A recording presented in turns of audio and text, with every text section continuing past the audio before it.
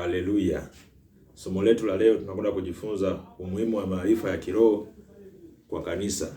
Umuhimu wa maarifa ya kiroho kwa kanisa. Somo letu la leo tunakwenda kuangalia umuhimu wa kanisa kuwa na maarifa ya kiroho. Kuna maarifa ya kiroho na kuna maarifa ya kimwili. Kwa leo somo letu tunajifunza zaidi kuhusu maarifa ya kiroho. Kujifunza maarifa ya kiroho ni nini na nini msaada wa maarifa ya kiroho ndani ya kanisa. Sababu ushindi wa kanisa haupo kwenye maombi peke yake. Ushindi wa kanisa haupo kwenye kunena peke yake. Ushindi wa kanisa upo kwenye maarifa, kwa sababu tunaweza vitu vya kiroho kwa kuanza kuwa na maarifa. Kuna vitu haviwezekani mpaka yawe maarifa. Sababu maarifa ndiyo yanamwezesha mtu kuweza vitu fulani. Na leo somo letu tutakwenda kujikita kwenye haya maeneo. Tutaangalia umuhimu wa maarifa. Maarifa ya kiroho ni kitu gani? Kama ambavyo tumewekeza kwenye maarifa ya kimwili, kama ambavyo tumewekeza vitu fulani kuvifanyia maarifa ya kimwili, kwenda shule ni maarifa ya kimwili, ndivyo hivyo pia katika ulimwengu wa roho. Katika ulimwengu wa roho kuna elimu pia ya kiroho ambayo ndio maarifa ya kiroho. Tunasema kiwango chako cha kuweza ulimwengu wa roho unategemea na kiwango chako cha maarifa ulichonacho kuhusu ulimwengu wa roho. Kiwango chako cha kuendesha ulimwengu wa roho kitategemea na kiwango cha maarifa ulionayo. Hauwezi ukauendesha ulimwengu wa roho zaidi ya maarifa ulionayo. Kwa kiwango chako wewe cha kuweza kuendesha ulimwengu wa roho, kiwango chako cha kupambana vita za kiroho kitaendana sawasawa na aina ya maarifa ulionayo au kiwango cha maarifa ulionayo. Na ndio maana Daudi, ukisoma kwenye Zaburi kuna mahali anasema, anamwambia Mungu, umeifundisha mikono yangu kupigana vita. Kwa yako maarifa ambayo Mungu anaachilia hata ya kuweza kushinda vita za kiroho. Kwa nini tunashindwa sana kwenye vita za kiroho? Ni kwa sababu hatuna maarifa ya kuweza kupambana hizo vita. Kwa jambo la kwanza, tuanze kuweza kama kanisa, tunahitaji kuweza kuwa na maarifa zaidi. Kiwango cha nguvu ya shetani kwenye maisha yetu kinategemeana na kiwango cha maarifa tulicho nacho. Ukiwa na maarifa zaidi, utamweza zaidi shetani. Ukiwa na maarifa kidogo, atakuweza sana shetani. Kwa tunaanza kuviweza vitu vya kiroho kwa kuanza kuwa na maarifa. Na tunasema ujinga wa kiroho ni fursa ya adui kushambulia maisha ya mtu. Ujinga wa kiroho ni fursa ya adui kushambulia maisha ya mtu. Kwa adui atushambulia kwanza kwa kupitia njia ya ujinga. Sababu ujinga utakufanya uishi kama mtumwa wakati wewe ni mtawala. Ujinga utakufanya uishi kama mkimbizi wakati wewe unafaa wewe unakimbiza vitu vya kiroho. Na ujinga utakufanya uwe mtumwa hata pia katika ulimwengu wako. Na maana hivi vitu vya kiroho tunaweza kuvishinda kwa maarifa. Kuna vitu hatuvishindi kwa maombi, tunavishinda kwa maarifa. Tunavishinda kwa maarifa zaidi. Na maana ukisoma hata neno la Mungu kitabu kile cha Hosea 4:6 unasema watu wangu wanaangamizwa kwa kukosa maarifa.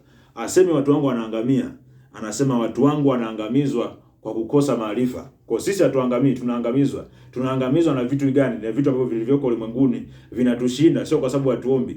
Angeweza kusema kwamba watu wangu wanaangamia kwa sababu hawaombi. Anaona ya kwamba tunaomba na tuna juhudi kubwa sana ya kuomba na kufunga, lakini anasema tunaangamia kwa sababu ya maarifa. Watu wangu wanaangamizwa kwa kukosa maarifa. Kwa kuna vitu vitatuweza kwa sababu hatuna maarifa navyo. Kuna vitu vitatuweza kwa sababu hatuna maarifa navyo. Na mimi nakwambia ushindi wa kwanza wa Mkristo unaanza kwanza na maarifa. Unaanza kwanza na kuwa na maarifa ya kiroho, kwa sababu maarifa ya kiroho ndio yataamua unatawala ulimwengu wako wa roho kwa kiwango gani. Maarifa ya kiroho yataamua unaendesha ulimwengu wako wa roho kwa kiwango gani. Kuweza kwa adui au kukushinda kunategemeana na maarifa ulionayo. Ukiwa na maarifa kidogo utauendesha ulimwengu wa roho kidogo. Ukiwa na maarifa mengi utaendesha ulimwengu wa roho kwa maarifa makubwa. Na labda nikwambie kitu cha namna hii kwamba hakuna mbadala wa maarifa katika ulimwengu wetu. Hakuna mbadala wa maarifa katika ulimwengu wetu. Maombi sio mbadala wa maarifa. Mahali panapohitaji maarifa huwa panaenda kwa maarifa. Sasa sisi watu wengi sana wao tuna kawaida hii. Mahali ambapo panahitaji maarifa mengi, tuna kawaida kuweka maombi mengi. Lakini haitakiwi kuwa hivyo. Tunatakiwa tuwe na maarifa mengi, tuwe na maombi mengi, kwa sababu ushindi huo unapatikana pia katika eneo la maarifa. Nguvu ya kiroho ya kwanza ya mtu ni maarifa yake. Nguvu ya kiroho ya kwanza ya mtu inatokana na kile anachokijua kuhusu ufalme anaoendea. Na maana ufalme wa Mungu una operate kwa mtu kulingana na vile anavyojua. Kiwango chako cha kuelewa, kiwango chako cha maarifa kuhusu ufalme wa Mungu ndio itaamua unafaidi ufalme wa Mungu kwa kiwango gani. Kwa sababu huwezi ukafaidi kuliko ufahamu wako. Hauwezi ukafaidi vya kiroho vilivyo kuzidi ufahamu. Kwa kiwango chako cha ufahamu kitaamua pia kiwango chako cha kufaidi ulimwengu wa roho. Kiwango chako cha kufaidi vile vya Mungu ambavyo Mungu amekuwekea kitaamua pia uishi kwa namna gani, kwa sababu kuna vitu vingine unaweza kuwa unaviogopa, lakini kimsingi vilipaswa uweze kuogopa wewe. Na maana leo utamkuta Mkristo anaogopa swala la uchawi, anaogopa kurogwa, anaogopa nini? Lakini ni vitu ambavyo yeye ana uwezo navyo na ni vitu ambavyo havina nguvu, lakini namkuta mtu anaviogopa vitu namna hiyo. Maana yake hana maarifa ya kutosha, hana vitu vya kutosha. Na maarifa tunayapata kupitia neno la Mungu. Maarifa ya kiroho tunayapata kupitia neno la Mungu. Hakuna maarifa ya kiroho unayoyapata nje na neno. Hakuna maarifa ya kiroho yanayopatikana nje na neno, kwa sababu neno ndio maarifa ya Mungu lenyewe. Neno la Mungu ndio lina kazi ya kutoa maarifa kwenye maisha yetu. Neno la Mungu ndio lina kazi ya kuweza kuachilia maarifa kwenye maisha yetu. Kwa wakati unavyosikiza neno la Mungu sana, wakati unavyosikiza mafundisho sana, ndio unapokea maarifa sana, kwa sababu maarifa tunayapata kwa kufundishwa. Hakuna maarifa mtu anayapata bila nje na kufundishwa kitu fulani. Kwa maarifa yetu ya kiroho tunayapata kwanza kwa kuanza kulifahamu neno la Mungu na kuanza kulitafakari neno la Mungu. Unapolitafakari neno la Mungu unapokea maarifa, unapata maarifa fulani yaliyoko ndani ya neno, kwa sababu neno liko maarifa ya kimungu yako ndani ya neno lake. Kwa wakati unapozidi kulitafakari neno, ndivyo ambavyo unazidi kujiongezea maarifa ndani ya hilo, ndani yako au ndani ya Kristo, unazidi kuyapata maarifa fulani. Na maana kuna watu wengi sana wana neno wamejaa neno, lakini hawajajaa maarifa hiyo neno. Kwa sababu mstari wote wa Biblia ambao umeushika na hujapata maarifa kulingana na huo mstari, bado ya kusaidia. Na maana tuache sisi wa Kristo ule mchezo ya kwamba tunasoma Biblia kwa lengo la kuimaliza. Utamkuta mtu anasema mimi Biblia naisoma kwa miezi mitatu. Sasa Biblia ni kitabu kikubwa sana, mtu anasema anasoma kwa miezi mitatu. Maana yake huyu mtu anaweza akawa anakimbizana asoma Biblia amalize, lakini asomi kwa lengo la kupata msaada, kwa sababu kinachomsaidia mtu sio wingi wa maandiko alionayo, lakini kinachomsaidia mtu ni kiwango cha maarifa alionayo, na maarifa yanapatikana kwa kulitafakari neno. Kwa kadri unavyolitafakari neno, ndani yako linaanza kuzaa maarifa fulani, na unajikuta kuna mahali fulani ambapo unafika. Na maana Biblia yenyewe inazungumza sasa maarifa ni ya muhimu kuliko hata fedha. Maarifa ni ya muhimu kuliko hata dhahabu, kwa sababu kitu ambacho kinahitaji vitu ni maarifa kwanza. Unapomwona mtu ana vitu fulani leo, kitu cha kwanza ambacho anaanza ni maarifa, kwa sababu maarifa ndio huvuta vitu. Maarifa ya kitu ni ya muhimu kuliko hata kitu chenyewe. Maarifa ya kitu ni ya muhimu kuliko hata vitu chenyewe. Labda tusome hicho kitabu, ni kitabu cha Misali. Misali hiyo sura ya 8. Misali hiyo sura ya 8 mstari wa 10 anasema hivi: pokea mafundisho yangu wala si fedha. Pokea mafundisho yangu wala si fedha, na maarifa kuliko dhahabu safi. Kwa anatuonesha kwamba mtu anaonesha umuhimu ulioko ndani ya maarifa. Jambo lolote ili uweze kuliweza inategemeana na kiwango cha maarifa ulichonacho. Na maana kuna wakati tunafanya vitu tunapoteza kwa sababu hatuna maarifa. Tunapoteza kwa sababu hatuna maarifa. Kuna wakati kuna mahali ambako upako waga umsaidii mtu, lakini wakati unamsaidia mtu huyo ni maarifa peke yake. Na maana kitu chochote ambacho unakiendea bila kuwa na maarifa yake kipo hatiani kupotea. Na maana kuna Wakristo wengi sana ambao walisikiaga wakaenda wakafanya vitu ambao hawana maarifa navyo. Akasikia tu uko mahali fala kaambia ukaenda ukalima viazi, ukienda na milioni 2 unarudi na milioni 16. Kwa yeye ajui anavyolima viazi, ajui hana maarifa yote kuhusu kile kilimo, na akachukua hela yake yote, hela mkopo, akaenda akaiweka kule. Na baadaye kaenda kwa sababu alifanya kitu ambacho hakina maarifa. Kwa hiyo unaanza kuviweza vitu kwa kwanza kuwa na maarifa navyo. Anasema pokea mafundisho yangu wala si fedha. Pokea mafundisho yangu wala si dhahabu, kwa sababu mafundisho yana nguvu, maarifa yana nguvu kuliko fedha, maarifa yana nguvu kuliko dhahabu. Kwa sababu hivi vitu ndivyo ambavyo vinataka vitu. Maarifa ndio funguo ya kwanza kuipata hivyo vitu. Maarifa ya fedha ndio ambayo yanaleta fedha. Maarifa ya fedha ndio yenye kufungulia fedha kwenye maisha ya mtu. Kwa hiyo tunaanzia kwanza kwenye maarifa. Ukikosa maarifa umekosa kitu kikubwa sana. Ukikosa maarifa umekosa kitu kikubwa sana katika maisha yako. Kwa lazima kama kanisa tujiweke katika eneo la mafundisho. Tujiweke katika eneo la mafundisho. Kwa sababu wakati unapokataa mafundisho, Mungu anasema kusema kitabu cha Hosea hapo mbele, anasema kwa kuwa umeyakataa maarifa, mimi nami nimekukataa wewe. Huyu ni Mungu anazungumza hivyo. Kwa kuwa umekataa maarifa, mimi nami nimekukataa wewe. Kwa kumbe tunapokataa maarifa tunamkataa Mungu mwenyewe. Tukali tunapokataa maarifa tunamkataa Mungu mwenyewe. Na Mungu mwenyewe anasema mimi nimekukataa kwa sababu hujayataka maarifa. Kwa kuna wakati mwingine kama Wakristo kuna mahali tutaenda kama kanisa kama tutakuwa na maarifa, kwa sababu kiwango chetu sisi cha kuweza kuweza ulimwengu wa roho unategemea na kiwango chetu cha maarifa tulionayo. Na labda nizungumze kitu cha kwamba ujinga wa kiroho ni fursa ya shetani kushambulia maisha ya mtu. Ujinga wa kiroho ni mpenyo wa shetani kushambulia maisha ya mtu au kuingia kwenye maisha ya mtu.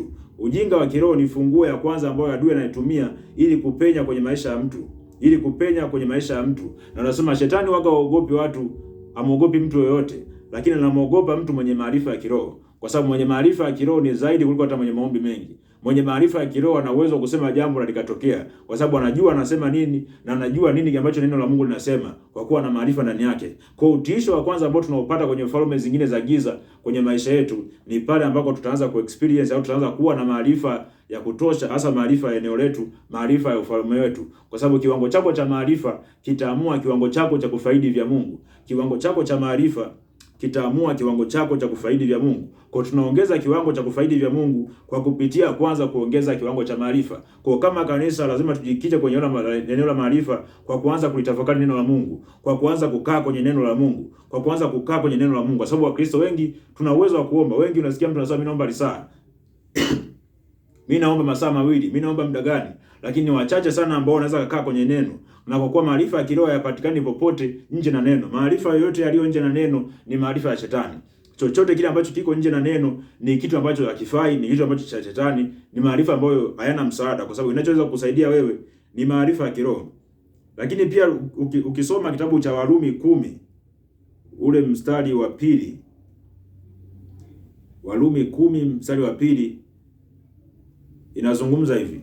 Inasema maana nawashuhudia ya kwamba wanajuhudi sana katika Mungu lakini si maarifa. Wanajuhudi katika Mungu lakini si katika maarifa. Kwa hiyo inawezekana kama tulikuwa na juhudi ya kufanya vitu fulani. Inawezekana kama tulikuwa na juhudi ya kuomba, juhudi ya kufunga, juhudi ya kitu fulani, lakini tukawa hatuna juhudi kwenye eneo la maarifa. Na tukikosa maarifa, maana yake tumekosa kuviweza vitu fulani. Tutaangamizwa kwenye hii dunia, kama neno linasema. Inasema watu wangu wanaangamizwa kwa sababu hawana maarifa. Kwa kuna vitu vinatuweza sio kwa sababu hatuombi, kwa sababu hatuna maarifa tu ya jambo hilo. Na nimekuonyesha kwenye Biblia hapa kwamba maarifa ni ya muhimu kuliko fedha. Maarifa ni ya muhimu kuliko dhahabu, kwa sababu maarifa yenyewe ndio yenye uwezo wa kuleta hizo dhahabu, ndio yenye uwezo wa kuleta hizo fedha. Kwa chochote ili kianze katika ukamilifu huwa kinaanza. Chochote kiende katika ushindi kinaanzia kwanza katika maarifa. Kwa sababu ni kwa maarifa yako ndio yataamua utawala wako. Maarifa yako ya kiroho ndio yataamua utawala wako. Unatawala kiwango gani, unatawala kwa kiwango gani katika ulimwengu wa roho, inategemeana na kiwango chako cha maarifa ya jambo fulani. Ili tuviweze vitu fulani, lazima tunaanzia kwanza kwenye eneo la maarifa. Nimekwambia kwamba ujinga wa kiroho ni fursa. Ujinga wa kiroho ni mlango. Ujinga wa kiroho ni mpenyo wa shetani kushambulia maisha ya mtu. Kwa hiyo tunaanza kumweza shetani kwa kuanza na maarifa. Kwa kuanza na maarifa, kwa sababu maarifa yako yanaamua utawala wako. Maarifa yako yanaamua maisha yako. Kwa tuwekeze katika eneo la maarifa kama tulivyowekeza katika vitu vingine. Kama ambavyo tunabidii katika maombi, tunabidii katika kufunga, tunabidii katika kufanya vitu vingine vya kimungu, tuongeze na bidii pia katika eneo la neno. Na hakuna mbadala wa mafundisho.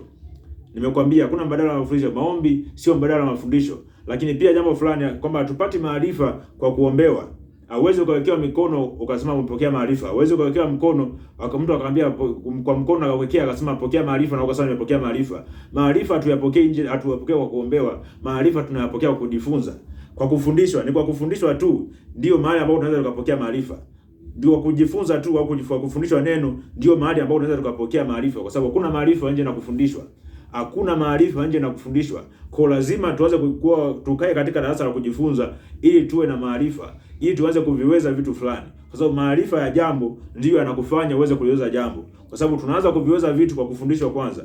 Na ndio maana hakuna mtu ambaye aliwekewa mkono ajifunze kuendesha pikipiki. Aliona mtu aliwekewa mkono akasema haya, kuanzia leo na kwa kuwa nakuwekea mkono mimi labda ni mtume au nabii fulani na kuwekea mkono kuanzia leo ujue kuendesha pikipiki. Kama tu ujui ni ujui. Kama ujui ni ujui, mpaka upate mtu ambaye amekufundisha na amekupa maarifa ya kuendesha na umepata hayo maarifa yatakusaidia kwa namna hiyo. Kwa hiyo hakuna mbadala wa mafundisho, na njia pekee ya kupata mafundisho ni kwa kufundishwa, ni kwa kujifunza. Kwa kama kanisa tukikaa katika eneo la kujifunza, tunaweza tukafika mbali zaidi hapa tulipo. Kwa sababu vitu vingi katika maisha vinatuweza, sio kwa sababu tu Mungu hajaamua, sio kwa sababu tunajaribiwa, ni kwa sababu hatuna maarifa ya kutosha katika hayo maeneo tofauti ambayo tunayataka. Ni kwa sababu hatuna maarifa. Kwa hiyo tukianza kuwa na maarifa, tunaanza kuwa na nguvu. Labda nikusomee mstari mmoja wa mwisho hapa ambao unazungumzia nguvu ya maarifa.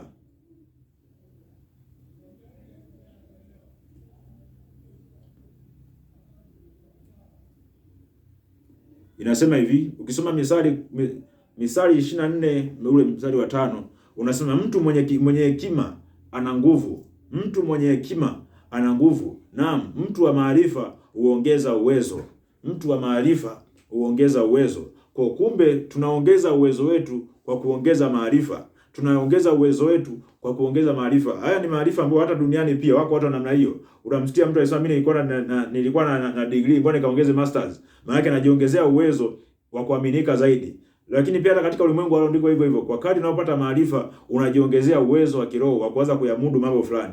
Unajiongezea uwezo wa kiroho. Na maana maarifa ndio huaga nampa mtu uwezo. Maarifa ya fedha ndio yanampa mtu uwezo hata wa kutawala fedha. Maarifa ya kitu fulani ndio yanakupa uwezo wa kutawala hicho kitu. Kwa sababu usipokuwa na maarifa, kitu kitakutawala baada ya wewe kukitawala. Kwa utawala wa kwanza huwa unaanza kwanza katika eneo la maarifa. Kwa kama kanisa, Mungu atusaidie, Mungu atuwezeshe tujifunze na tuwe tayari kufundishwa, tukae mkao wa kufundishwa.